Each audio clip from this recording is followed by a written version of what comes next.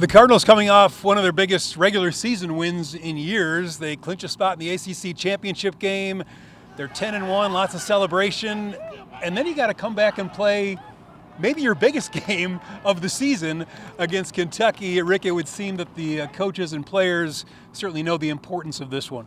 Yeah, I think they'll still have a challenge motivating their guys to do this. Yeah. You've already achieved tremendous goals. You're in the top 10 in the country. You are going to the ACC championship game. You are going to a big bowl game. But the number of players on this team have been around and know that they haven't won this game since 2017. And not only have they not won it, they've been blown out. The average margin in the 4 losses is 30 points per game. So big deal for Louisville to get ready for this Kentucky game. They seem to say all the right things. And with the Louisville connections on this coaching staff, I think that probably helps.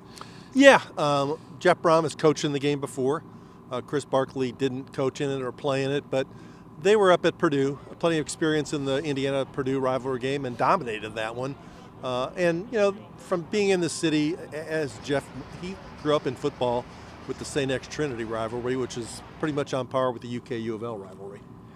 Is this one maybe as important as that ACC championship game, or not really? I think it's more important, really. You know, you're expected to win this game. You haven't beat Kentucky for a long time. If you don't win the game, then Kentucky fans continue the bragging rights and say, yeah, but you won the ACC, but the SEC's better. Right. And nobody's going to pick them to beat Florida State. So I think in many ways it's more important. All right, Cards and Wildcats here. This place should be pretty loud on Saturday. It's a noon start. For Rick Bozich, I'm Tom Lane at L&N Stadium for WDRB Sports.